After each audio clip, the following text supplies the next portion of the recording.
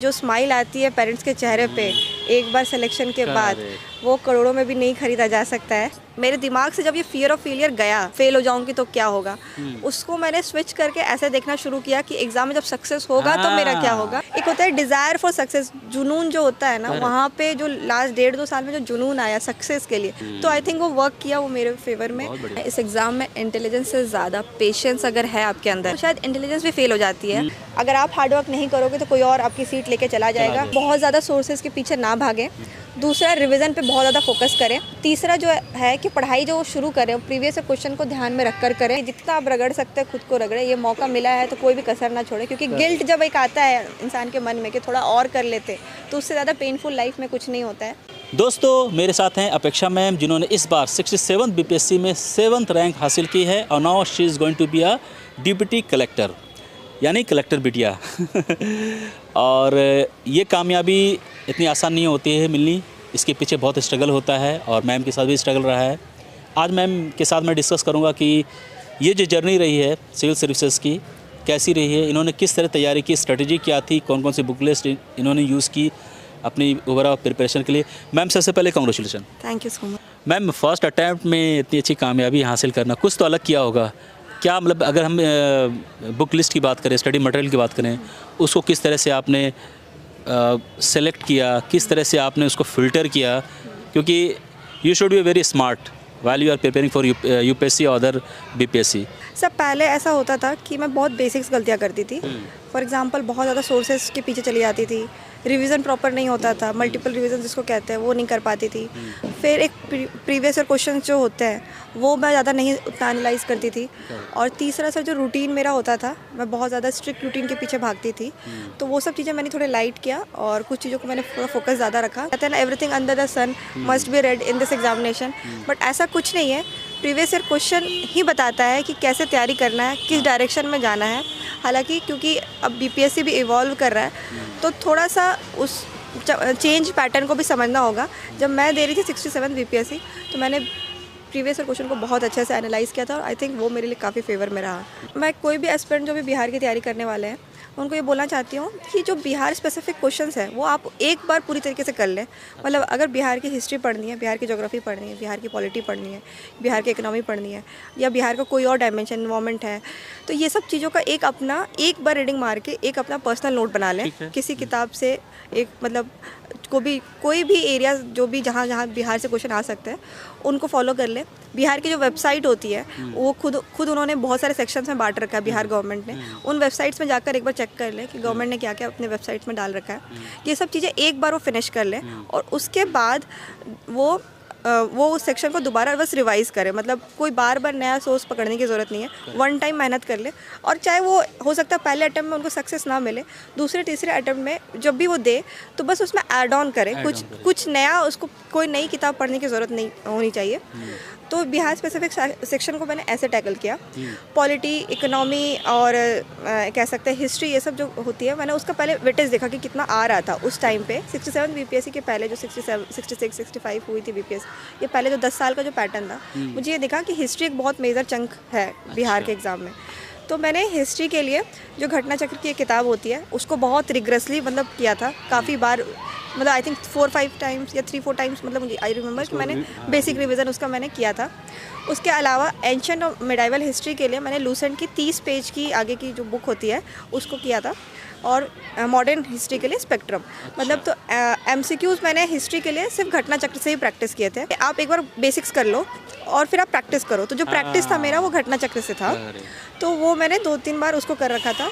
उसके बाद ज्योग्राफी के लिए बेसिक एनसीईआरटी, पॉलिटी के लिए basic Laxmikanth, and science and tech का जो एक सेक्शन है उसमें भी लूसेंट की 30-40 पेज का बेसिक आप देखोगे कि मैंने उसको मतलब फाड़ के ही अलग से कर दिया था। कि ये फिजिक्स, केमिस्ट्री, बायोलॉजी जो थी वो उस वक्त कर लिया था।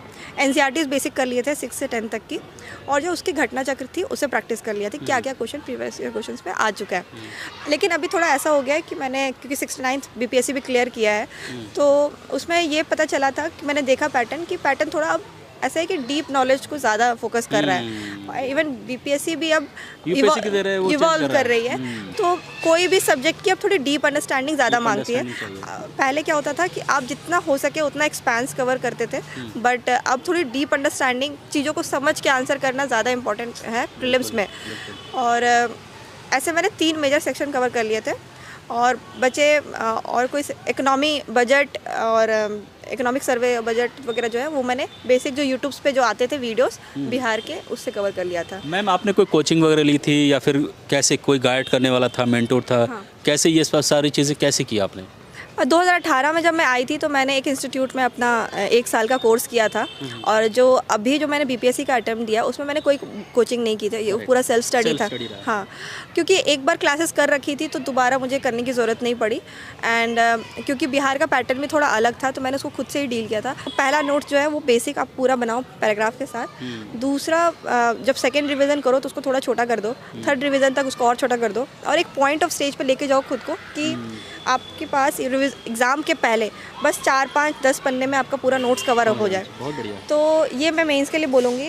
मेंस के लिए भी सर प्रीवियस ईयर क्वेश्चन सबसे ज़्यादा इंपॉर्टेंट है, बिकॉज आप जैसा जानते हो कि मैंने पहले ही बताया कि वही आपको डायरेक्शन देता है।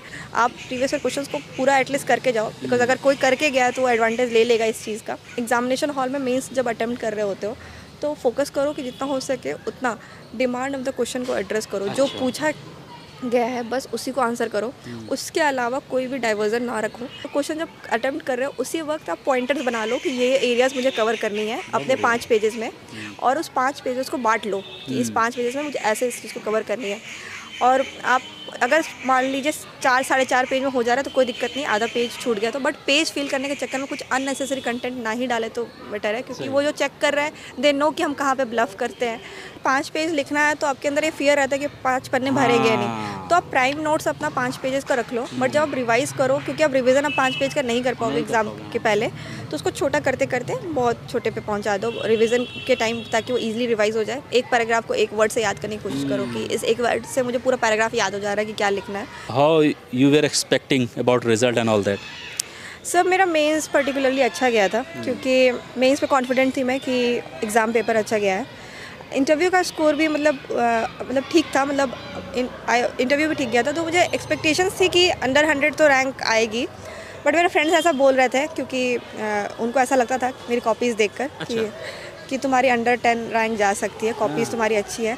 तो उन्होंने बोला था कि तुम्हारी अंडर 10 जाएगी, बट आई वाज एक्सपेक्टिंग कि बस एसडीएम की एक सीट मिल जाए एंड देन। मैम आप डिप्टी कलेक्टर बनने जा रही हैं, जब ये रिज़ल्ट आया तो घर में पता चला होगा लोगों को, तो घर में कौन कौन हैं आपके, और जब ये न्यूज़ खबर मिली तो कैसा एक्सप्रेशन था लोगों का? सो ऑब्वियसली मैं 5 साल से लगभग इस जर्नी में हूँ, एंड लिस्ट में देखने के लिए बहुत ज़्यादा मतलब परेशान हो चुकी थी कि अब तो बस लिस्ट में ही नाम चाहिए। तो जब लिस्ट में नाम आया था I was literally dancing, but मैंने जब घर वालों को बताया तो वो दे वर क्राइंग कि फाइनली हो गया। एंड काफ़ी रिलीफ मिलता है। आई थिंक जो भी बच्चे को लगता है कि मोटिवेटिंग फैक्टर क्या होना चाहिए इस जर्नी में, तो मोटिवेशन मुझे लगता है कि सिर्फ यही होना चाहिए कि जो स्माइल आती है पेरेंट्स के चेहरे पे एक बार सिलेक्शन के बाद, वो करोड़ों में भी नहीं ख़रीदा जा सकता है। एंड वही एक मोटिवेशन किसी की भी लाइफ में, किसी भी एस्पिरेंट को कभी ऐसा डीमोटिवेटेड फील हो तो वो मोमेंट को बस वो इमेजिन कर सकते हैं कि जब रिज़ल्ट बताएंगे तो उनको कैसा लगेगा, और वो जब वो इमेजिन करेंगे उनको खुद ही एनर्जी ऊर्जा मिल जाएगी कि वो आगे पढ़ाई कर सकेंगे। सबसे ज़्यादा मुश्किल तो फियर ऑफ फेलियर था, क्योंकि फेल होने से बहुत ज़्यादा डर लगता था। क्राउड इतना ज़्यादा था कि मुझे लगता था कि कंपटीशन में मैं एग्जिस्ट ही नहीं करती हूँ, बाकी लोग मुझसे बेटर हैं, और मेंटल प्रेशर बहुत ज़्यादा आता था फेल होने पर। तो आई थिंक मेंटली बहुत ज़्यादा ये स्ट्रेनिंग है, ये प्रोसेस आपको बहुत ज़्यादा डिमांड करता है कि आप मतलब फिज़िकली तो है ही, जब आप मेंस लिखते हो तो अपनी पूरी मतलब बॉडी आपकी एक करने लगती है एक टाइम के बाद, तो फिज़िकली तो ये प्रोसेस है ही, थोड़ा सा स्ट्रेनिंग काफ़ी लंबा टाइम भी लग जाता है। But I think mental pressure सबसे बड़ा चैलेंज है अभी के एस्पिरेंट्स के लिए, क्योंकि ऐसा क्राउड बहुत ज़्यादा है, कंपटीशन बहुत ज़्यादा है और सीटें बहुत कम आती है, तो एक फियर ऑफ फेलियर बहुत ज़्यादा वो घर मतलब दिमाग में घर करता है। बट मैं ऐसा मानती हूँ कि मेरे दिमाग से जब ये फियर ऑफ फेलियर गया और वो अंदर से वो कहते हैं ना कि एक सक्सेस के लिए जुनून, जो डिज़ायर ऑफ सक्सेस होता है, उसको जब मैंने उसमें कन्वर्ट किया कि अब मेरा थॉट प्रोसेस अब चेंज हुआ कि फेल हो जाऊंगी तो क्या होगा, उसको मैंने स्विच करके ऐसे देखना शुरू किया कि एग्ज़ाम में जब सक्सेस होगा तो मेरा क्या होगा। मेरा ऐसा मानना है इस एग्ज़ाम में इंटेलिजेंस से ज़्यादा पेशेंस अगर है आपके अंदर परसिवरेंस है कि आप अगर 3-4 बार फेल हो गए हैं उसके बाद भी आपके अंदर ये है कि आप शिवर नहीं कर रहे हैं, आप काँप नहीं रहे हैं, काँप भी रहे हैं तो हिम्मत दिखा रहे हैं कि अगली बार फिर लड़ेंगे, ये सब चीज़ें हैं तो शायद इंटेलिजेंस भी फेल हो जाती है। आप बस हार्डवर्क करें और ये ऐसा एग्ज़ाम है जो लेवल प्ले कर देता है। आपके 10th में क्या स्कोर है, 12th में क्या स्कोर है, आपका अपने ग्रेजुएशन में क्या किया है, कुछ फ़र्क नहीं पड़ता है। सिर्फ ये मैटर करता है कि आप कितना अपना दे सकते हो, कितने देर तक सब्र रख सकते हो, क्योंकि स्टेट पीसीएस का एग्ज़ाम एक तो बहुत लंबे समय तक चलता रहता है, प्लस फेलियर्स अगर मिल जाए तो फिर दोबारा जब प्रोसेस हो 3-4 साल लग जाते हैं, हो सकता है फर्स्ट अटैम्प्ट में सक्सेस ना मिले। तो अगर पेशेंस है तो आई थिंक ये एग्ज़ाम सबके लिए बराबर है। एक होता है डिज़ायर फॉर सक्सेस, जुनून जो होता है ना, वहाँ पे जो लास्ट 1.5-2 साल में जो जुनून आया सक्सेस के लिए कि नहीं अब तो बस सफलता के पीछे ही भागना है, किसी से फ़र्क नहीं पड़ता है कौन क्या पढ़ रहा है, कौन कैसा है, कंपटीशन कहाँ है, बस तुम्हें अपने बारे में देखना है, तुम्हें खुद को इम्प्रूव करना है। ये सब चीज़ें जब कन्वर्ट किया अपने थॉट्स को तो आई थिंक वो वर्क किया, वो मेरे फेवर में, और यही रीज़न रहा कि वो सक्सेस। आई थिंक कोई भी एस्पिरेंट अगर अभी डर रहा है किसी कमरे में बैठ के कि मेरा होगा कि नहीं होगा, बाकी लोग बहुत ज़्यादा पढ़ते हैं, तो मैं उनसे यही कहूँगी कि आप सिर्फ खुद पे फोकस करें। कंपटीशन रियल में है नहीं, जो है आपके मन में है, आप बस खुद पे फोकस करें, एक एक नंबर के लिए फ़ाइट करें और वहाँ से खुद के बेसिक इम्प्रूवमेंट्स पे ध्यान दें और मेहनत करें जितना हो सके उतना। एक कमरे में बैठ के जितना आप रगड़ सकते हैं खुद को रगड़े, ये मौका मिला है तो कोई भी कसर ना छोड़े, क्योंकि गिल्ट जब एक आता है इंसान के मन में कि थोड़ा और कर लेते तो उससे ज़्यादा पेनफुल लाइफ में कुछ नहीं होता है। तो मैं यही कहूँगी कि अपने ऊपर बस फोकस करें, अपने इम्प्रूवमेंट्स पे बस ध्यान दें। बिल्कुल, मतलब मैम ने एक बहुत अच्छी बात बताई है और ये मोर एंड सभी एस्पिरेंट में रहता है। वो डर की भावना जो होती है, पता नहीं होगा कि नहीं होगा, और जिस दिन आपने उस डर को, तो कहते हैं ना डर के आगे जीत है, डर के आगे जीत है, और वो आपको यहाँ दिख रहा है। मैम ने वो चीज़ें बाहर निकाली और पॉजिटिवली कॉन्फिडेंट होकर आगे बढ़ी, तो आप लोग भी ऐसा कर सकते हैं। वंस अगेन कॉन्ग्रेचुलेशन, और मेरे दिल से दुआ आपके लिए कि आप और भी तरक्की करो, है ना, दिन दूनी रात चौगनी जो बोलते हैं, और जो भी जिम्मेदारी आपको बिहार गवर्नमेंट की तरफ से मिलेगी उसको बाखूबी आप निभाएंगी, अपने देश का, अपने स्टेट का, अपने परिवार का नाम रोशन करें। Thank you sir.